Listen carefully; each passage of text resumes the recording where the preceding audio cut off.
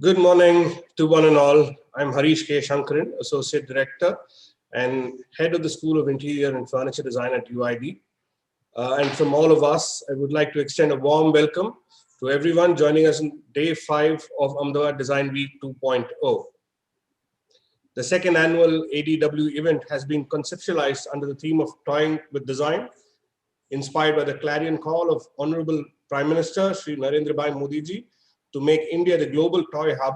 The event, through its talks and works, hopes to reiterate the concept of vocal for local and Atmanirbhar Bharat. Those of you who were present in previous sessions over the last 4 days have been watching a lot of talks and interesting and engaging sessions from Sudarshan Khanna, Adrian Lloyd, Dadi Padamji, Jonathan Strebley, and many more. We hope to continue that momentum through a series of talks from our prestigious speakers from a global community of designers, storytellers, practitioners, academicians, and scholars who will be addressing toys through a multitude of lenses from technology, culture, sustainability, and our transforming relationships with them throughout history and towards the future. Without further ado, let's start our day, and I would like to introduce our first speaker for the day, Ms. Suhasini Paul. Suhasini Paul is an eminent toy designer, TEDx speaker, and the recipient of Designpreneur title from Sri Narendra Modi ji. She has designed over 300 plus designs for her clients in India, Thailand, Italy, UK, USA, Turkey, and France, which are launched every year at various toy fairs across the globe. She also designs toys for Kinder Joy, Disney, Hape, and Chota Bheem. Today, she's going to talk to us about design for joy. So please join me in welcoming her. Over to you, ma'am. Thank you so much, Harish, for the wonderful introduction. I'm very glad to be here. Good morning, everyone. I'm Suhasini Paul, and happy to be here and very excited to share my presentation with you all today. And I would like to thank team ADW and Kanawati University and UID. I'm so happy to be here. Thank you so much, everyone. Let me share my screen with you.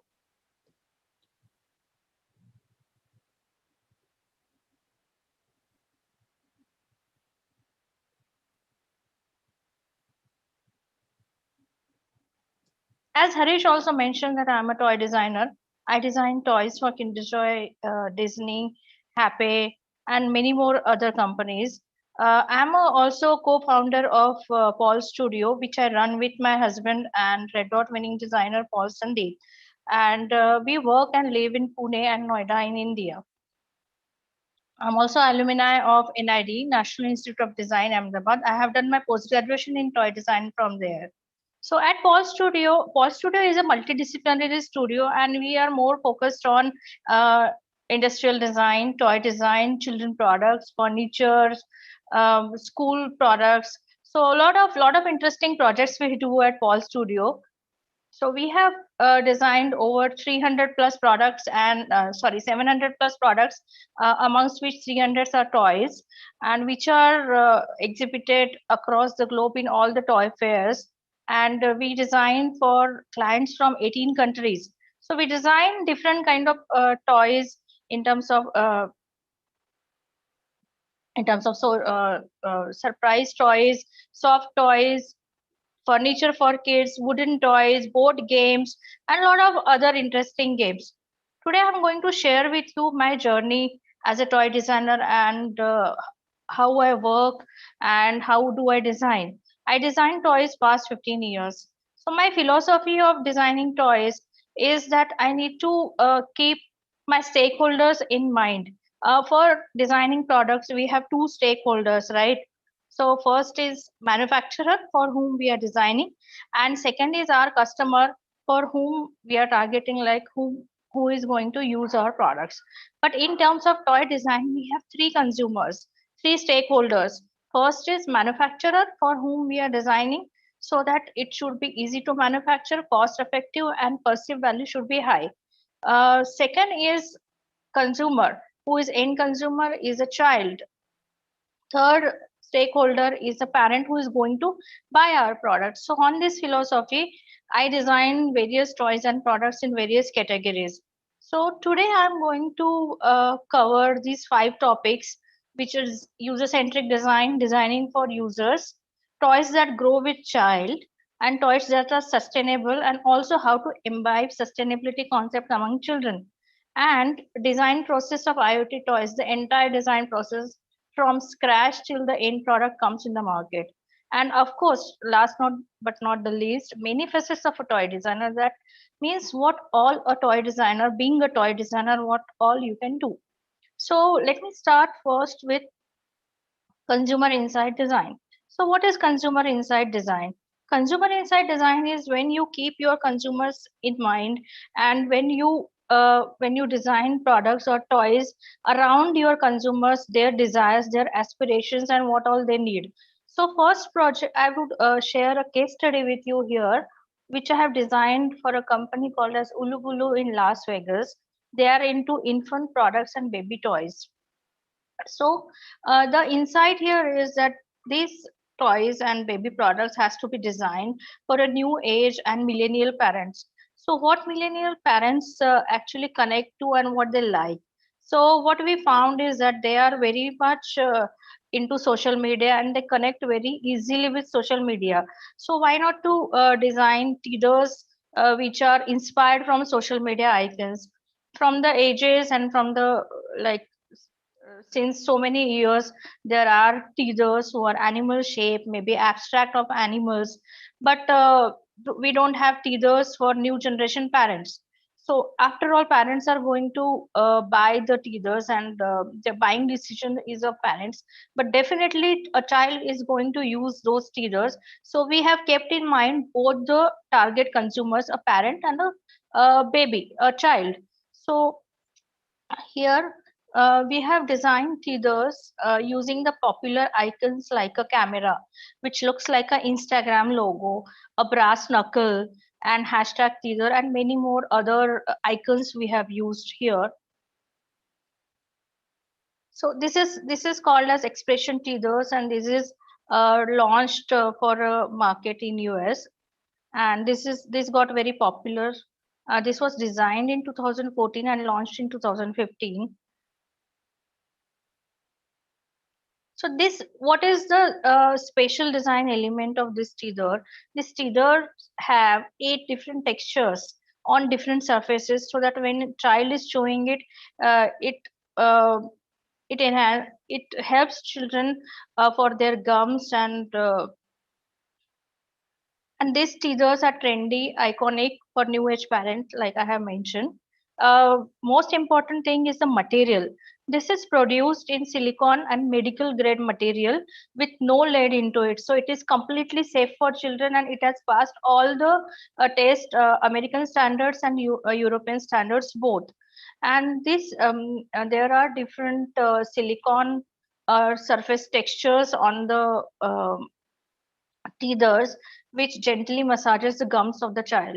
So, and also the varying densities for the wide range of writing experiences for kids, so that they can bite at any corner of the teether, and they get very different experience altogether. So also we kept in mind the ergonomics of the teether, because a smaller child, a baby, is actually going to hold that, so it has to be very ergonomic, and the shape is such that it is very easy to grasp, and also the material is lightweight, so that a child can hold it very comfortably. So in this way we have kept both the consumers in mind. Then after designing it, we have done a user survey, definitely, which is very important part of any design process, where you go back to users and check your products by doing 3D printing or by doing mock-ups. So here we have done 3D printing of these designs, and then we have given it to the different babies from different cities, and we have checked the ergonomic and other aspects of this design. uh, Finally, when we have got green signal from our users, we have launched, actually the company has launched this products in ABC Kids Expo in Las Vegas in 2015.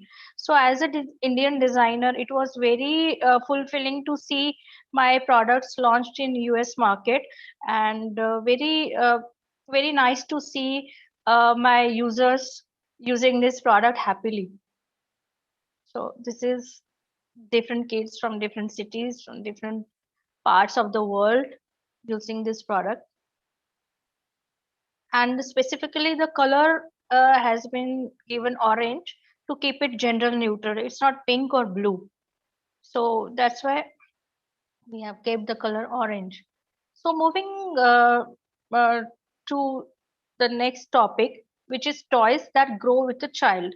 So it is not literally growing with a child as in terms of physical attributes of a toy, but in different play attributes, it is growing with a child.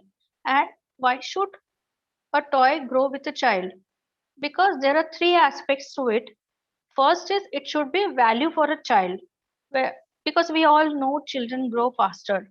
They should be able to continue to play with the same toy in the future with different play values suitable for their age, so that they have more longevity of the product. Second is we have to keep environmental impact on toys very intact. So whatever we design, it should stay longer, because a lot of resources has gone into it, gone into making it. For example, materials, production resources, our creative resources, time, environmental resources. So it has to last longer. Third and very important aspect is cost efficiency of the product. If you add extra element or maybe a small element and make the utility many folds high, then the toy becomes various toys with multiple play values. So hence reducing the cost of the entire product. So cost efficiency is also very important. Uh, Talking about the cost efficiency, we as designers need to keep in mind that we should always keep cost as low as possible. Cost as in the manufacturing cost, and at the same time we should not uh, keep the quality low, and we should keep the quality high of the product, and that's why the value, the perceived value of the product becomes very high. So what to do to increase the perceived value of the product many folds and keeping the cost as low as possible? So there are many ways to do that, and few ways I have pointed out is using simple joineries in the toy. So in that we can reduce the cost. We can design a product which is monolithic. Monolithic as in it doesn't have many metal parts or other material inserted into it. So it's a monolithic object. Second is let's keep common parts so that we have to invest less in dies and molds. So in this way, we can reduce the cost of the product. So I'm going to share with you one or two case studies here, which I have done for Disney, and which has been launched in India. So, so this is for Disney. This is a game. This is a sports toy wherein we can play with it in many other ways. So this is a racket set. This can be played as table tennis, squash, a lawn tennis, catapult. So how it is done? So as I mentioned earlier, so we have to keep the elements less and play value more. So here I have kept the bat common. Here you can see the green color bat, which is common with different two handles, which can be joined together with the bat and played in different ways. For example, this is the same bat, green and orange, which you see is the same size of the bat, but there are two different handles which we have given. So in which you can play lawn tennis when you have a longer handle. When you have a smaller handle, you can play table tennis. So just by removing and just by giving a locking system, you can play in two different ways. When you remove the bat, from the handle, then by adding a little extra element, it becomes a catapult. So this is a third way of playing the same product. So these are the different contents of this entire kit which we gave together. So where you can play lawn tennis, squash, simple table tennis, and a catapult. So next example is how we have integrated hockey, golf, and a stick for various play purposes. So here we have given these many elements, but we can play it in three different ways. So this is a 3-in-1 game, wherein there is a joinery, which you can see here, that yellow color joinery. By changing the head of this particular uh, thing, you can make it a hockey stick or you can make it a golf stick by just doing the joinery. So we have given this because this is for a licensee. So we have to keep in mind to use elements of that character into the play. So I have used Mickey head here for my ball pit. And by joining these two sticks without making it a goal for without making it another play. So this when we join these two sticks, it becomes a balancing stick or it becomes a swirling stick or you can have it as a javelin throw. So there are many ways to play this. So this has been launched in India Toy Fair in 2012 in India, very successfully launched and sold in India.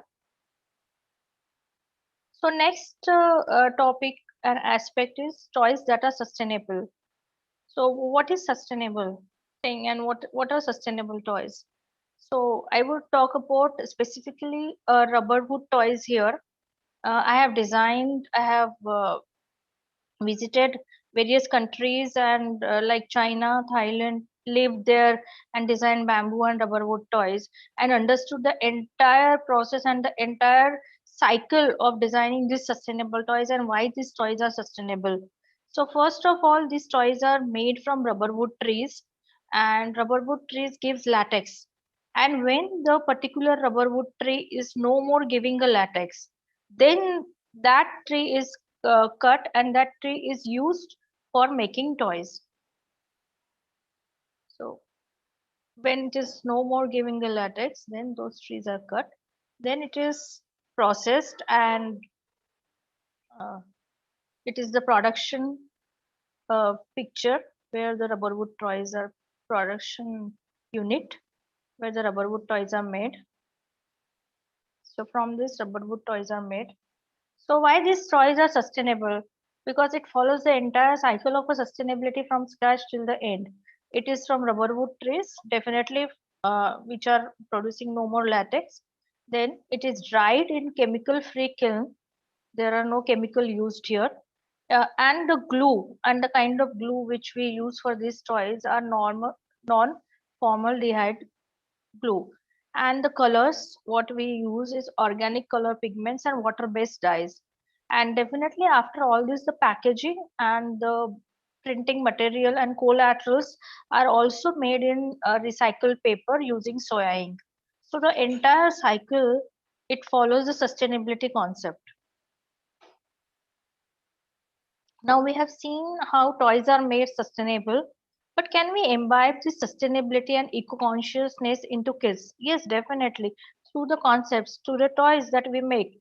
So keeping in mind these things and using the sustainable material, I have designed few toys in rubber wood. I will share with you two examples here today. First is this dollhouse, which is derived from the honeycomb and the beehives, so which is also very sustainable in nature. This dollhouse, we have given different elements into it, which child will understand how to conserve the energy, how to collect water. There's a water collection tank here. There is a solar system, solar panel here to use the solar energy to convert it into electricity. There is a windmill given here, which we convert wind energy into electrical energy. So there are different dust bin which are used for different kind of waste and which can be recycled. So these are the small elements which we want children to learn through play. So, and of course it should be playable and it should be fun for the kids. So the furniture in the dollhouse is also inspired from honeycomb, and these are the things. Even the toilet in the dollhouse has been given in such a way that the basin is connected to the cistern, so that when you wash your hands in the basin, in the wash basin, the water goes in the cistern, so you are recycling the water also. And even the electric and solar powered car is given. So these are the few elements. And this dollhouse can be wall mounted as well. And most importantly, this dollhouse can be packed in cascaded manner, so that the packaging resource is also used very less. The packaging size reduces many folds. So this can be, because three of the units, which is hexagonal, is of different dimensions and different sizes, so that it can go together and it can be cascaded and then packed compactly in a box.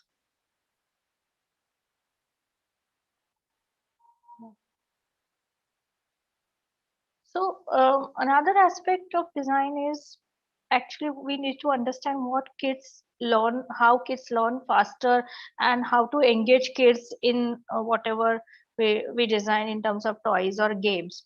So the very important factor is storytelling here. So children learn very fast and gets engaged into a toy very quickly when you tell them in the form of a story, and that story need not be a very long story. It can be a very short and abstract story as well. So this is one of the example where empathy is also taught to children. In this example, where this is a hungry fish and you have to feed your fish. So this story is given in the form of a aquarium where you have four color fishes. This is a basically a color matching game for very small kids of 2 years and 3 years age, where they are learning to match colors. So in this way we can teach them how to match color as well as how to feed your fish. So here you have to feed your fish with the matching color food. For example, you have to feed your yellow color fish with a yellow color food. So, and a magnetic stick is also given. So it is a magnetic game, magnetic color matching game, where children are learning empathy, how to feed their fish in the story form.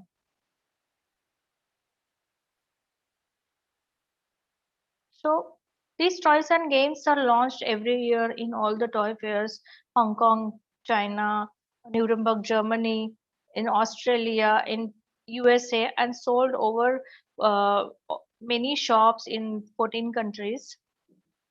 So this was launched in 2015 in Nuremberg Toy Fair,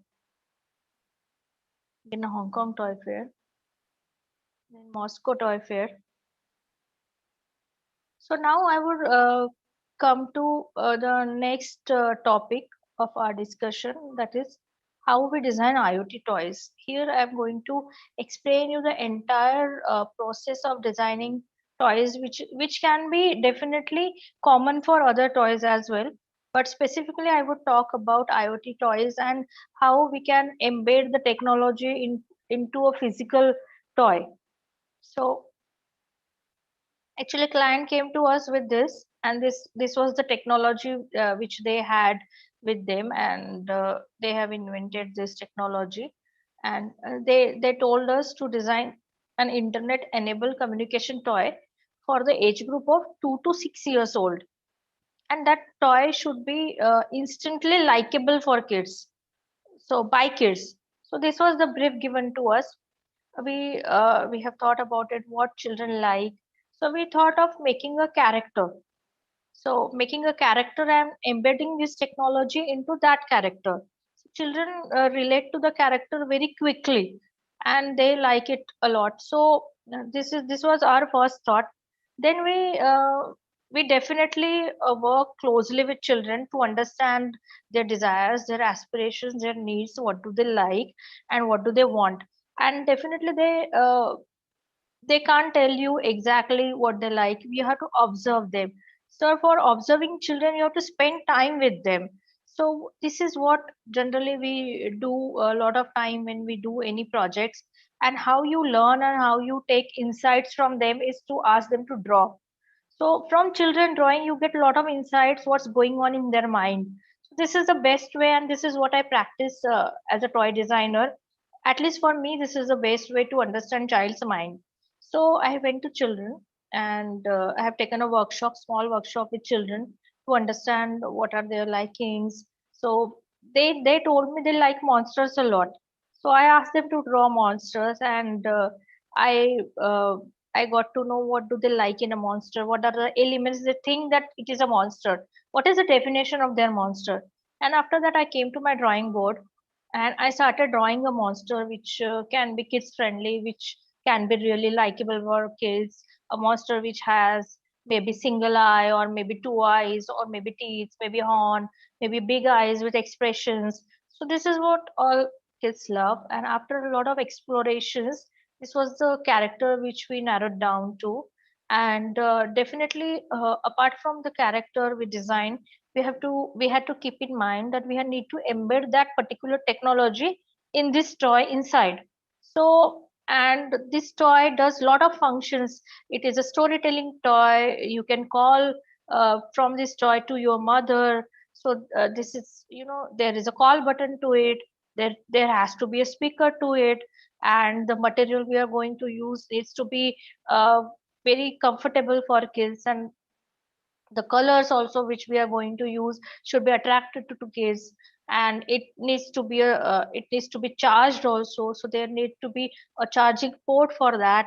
So where all these elements should come. So that was our first exploration, where we have considered all these elements and designed this character, and finalized this character. Then the next step was to optimize the components which can be fit in this character. So we went to their R&D team again and asked them to maybe, as we are also electrical engineers, we understand a little bit technology. So maybe we have suggested them few things to alter their technology and to make it more optimized. So after optimization, we got approximate dimension of the toy and dimension of the technology which has to be fitted in this toy. Then we came back to our own. We we have started designing it in 3D. This character, which was in 2D. So this is the character from all the angles. So we need to understand scale and size of the character, also keeping in mind the size of the technology that is available. So marrying both the things, we came up to a particular dimension, which was very easy to hold for a child, and very ergonomic for a child's hand.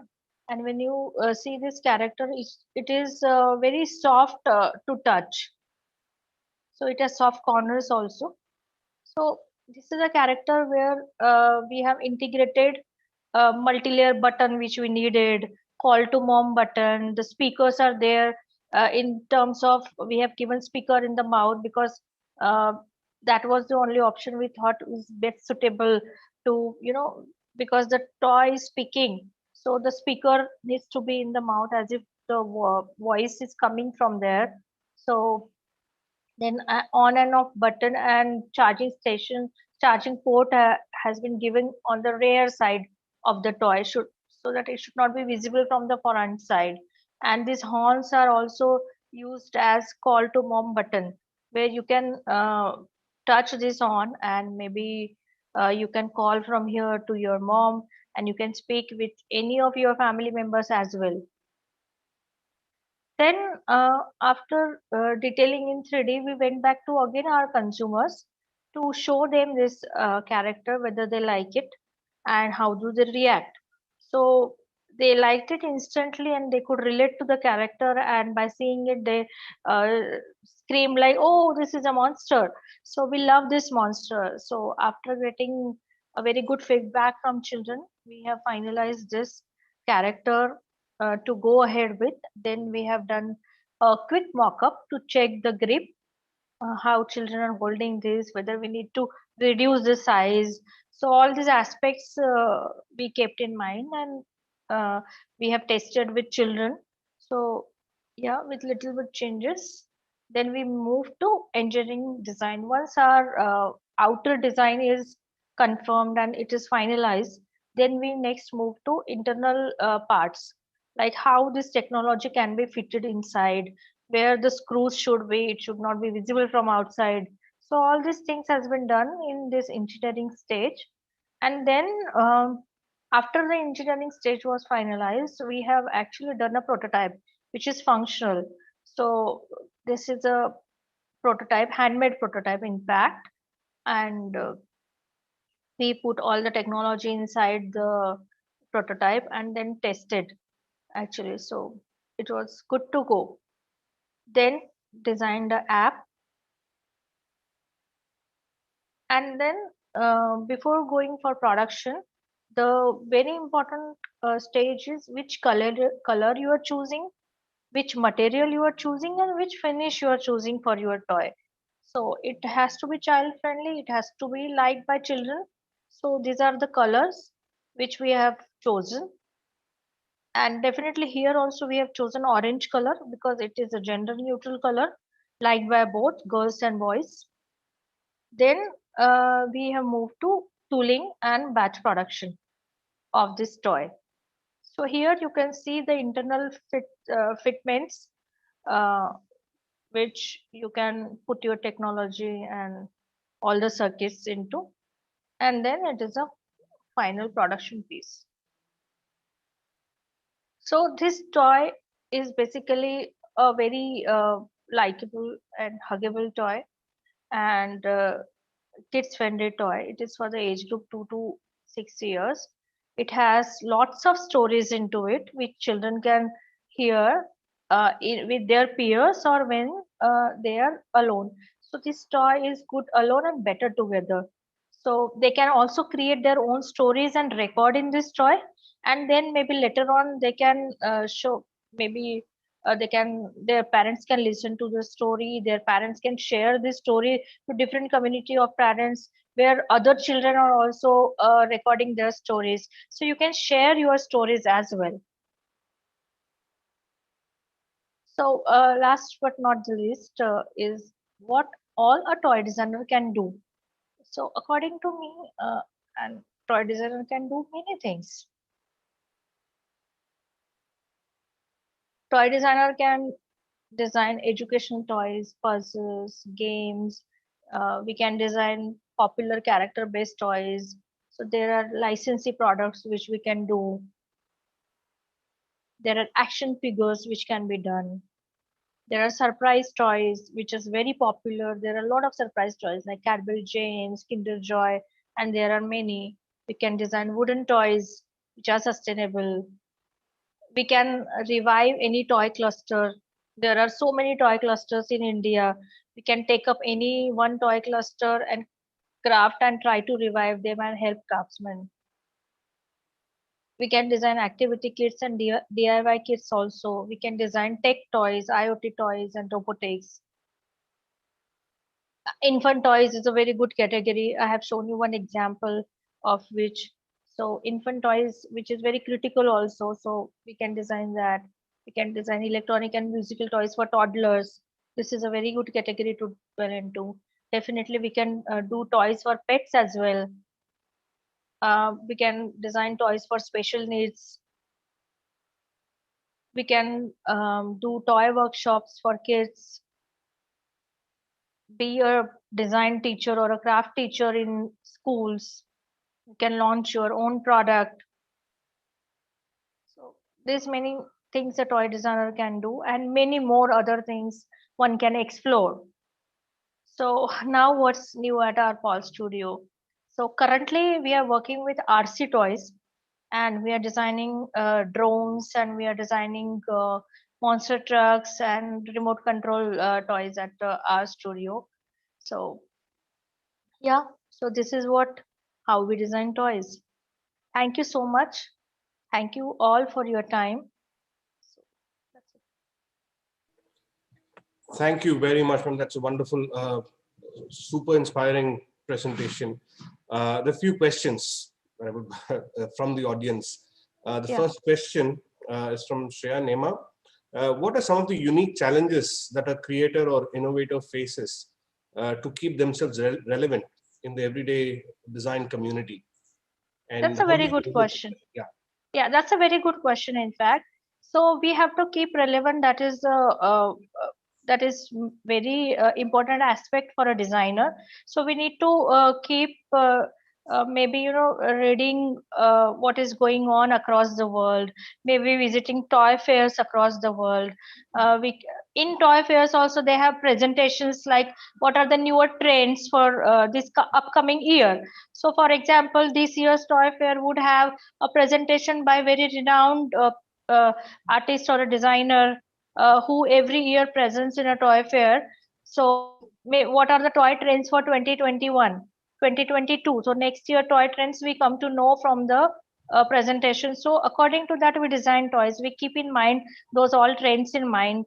And other factors, definitely, as I mentioned, that we need to observe children and spend a lot of time with children to understand them. So, all these things we can keep in mind while designing toys, and then we can be relevant. And of course, the buying decision is of parents, and this generation parents, every generation parents are different and their likings are different. So this is a generation for millennial parents.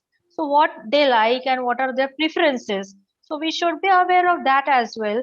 So then we can be relevant in whatever we do. I hope I have answered your question. No, it's precisely. There's a lot of observation that goes into how do you understand trends and how do you understand perception of Absolutely. things as well. Uh, there's another interesting question from Meera. Um, how do you think that technology has changed children's play over the years? Have you noticed a change in trend in terms of how kids approach play and That's how? a very, yeah, that's a very interesting question. Definitely, there is a lot of change when we used to play with our own toys, our generation, and now these generations are playing with STEM toys and STEAM toys. They know how to handle a tablet or how to handle mobile, how to handle internet. In fact, they know more than us. So they are explorer in their own terms. So they are very much into the technology. They know how to handle technology and how to get best of the technology, best out of the technology. So definitely, as toy designers all over the world, people are moving towards marrying the technology with physical toys. So as I explained in one of the example also, how we have embedded the technology into physical toy. For a smaller children, the physical toy is very important, as well as we are giving him exposure of the technology, so that it is very relevant for that particular child. So definitely technology toys are coming up, and they are doing really wonderful, and they are liked by children, they are liked by parents, they are very much relevant in today's world. Um, um, Most of the toys that you actually mentioned and spoken about are also gender neutral toys. Absolutely. There's one question on does gender of the child factor in the designing of toys in today's times, or has the market kind of gone into a very gender neutral um, toy? I think the trend is going towards gender neutral toys because the same exposure is given to girl child and boy child these days. So there is no discretion as such that we need to design for girls or we need to design for boys. For example, I designed role play toys, which due to short time I haven't discussed here.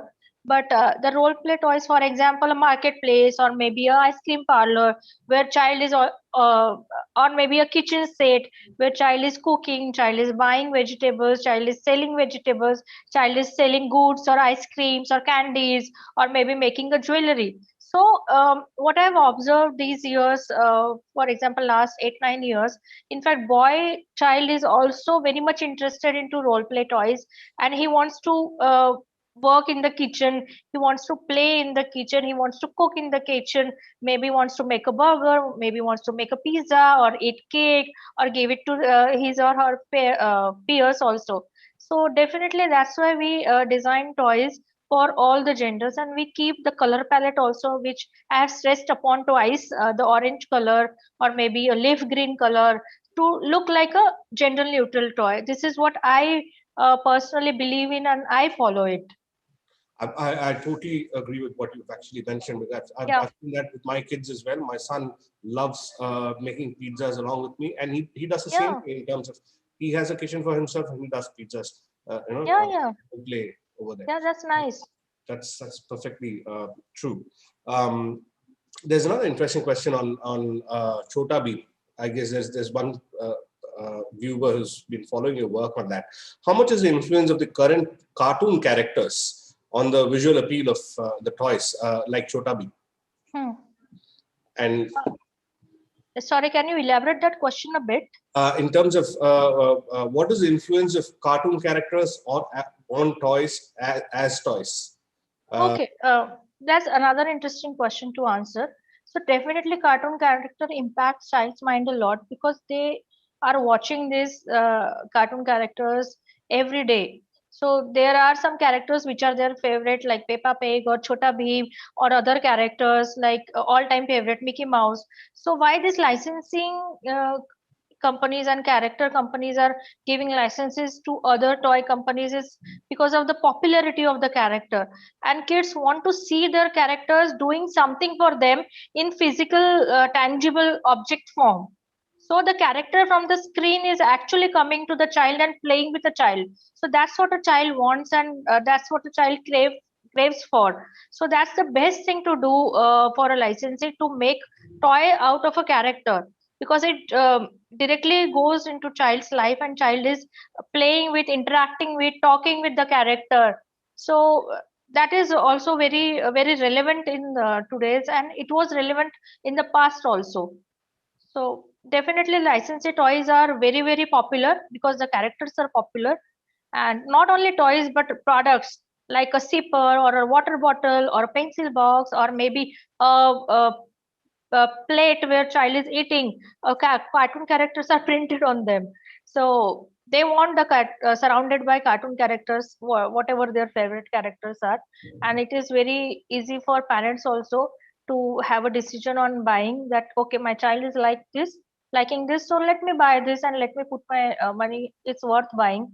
So because child is going to keep it for a longer time also with them. Wonderful. Yeah.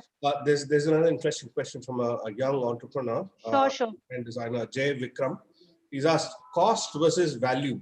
But this Yeah. example you gave for toy design, Yeah. but in general, who's freelancing or one who is starting his or her own brand, Yeah. how can they manage cost and value? See, that's what I have told in a small example, how to reduce the cost. So definitely we as designers, and as we grow also as designers, we understand eventually the manufacturing processes, particularly which material we are using, and manufacturing processes for different materials are different. So eventually as we do those kind of projects, we get to learn from a manufacturer's point of view, from their R&D team. So what are the nuances of manufacturing and how can we reduce the cost? So that is what our own initiative, it should be our own initiative to learn these things. Okay, this cannot be taught in design school. This is when you practice in the toy domain, in toy manufacturing. Actually you are practicing, and actually you're making toys for manufacturing or products for manufacturing. Then you are exposed to all those things, and eventually you will learn these things. And for being a good designer, you need to marry both these two things, that value proposition and cost in because this will be not only good for manufacturer, but definitely it is good for end consumers, because they are getting value for money products. They are getting a product in less cost, which is having a very high perceived value and playability in terms of toys particularly. So these two factors are very important, and this is how we can learn eventually, by actually working on it. Wonderful. Another question from my side as well. Um, um, uh, households have actually grown from 5 kids to 3 kids to 2 kids to lots of Nuclear family. Yeah. nuclear families. Do you see a trend? Do you see a change in terms of how toys have actually been pursued over the years, and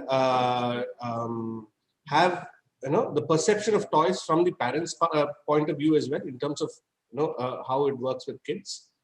Definitely, there has been a lot of change in past 20-25 years, because earlier there were 2 to 3 children in the family and they used to share the toys.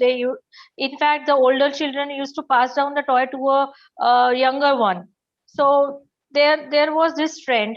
Now, as there is only 1 or 2 children in the family, and also parents are investing a lot of money in buying different products for kids, not only toys but children products, maybe children furniture, or when a child is born, so it is a trend that parents are doing or taking up the nursery for the kid. The entire room has to be made for a new arrival. So there is a lot of change in the trend also, and buying patterns of the parents, and what they feel is what they did not get in their childhood, and they were in awe of the products which they couldn't afford or couldn't get, or whatever their aspirations they want to fulfill in their children, through their children.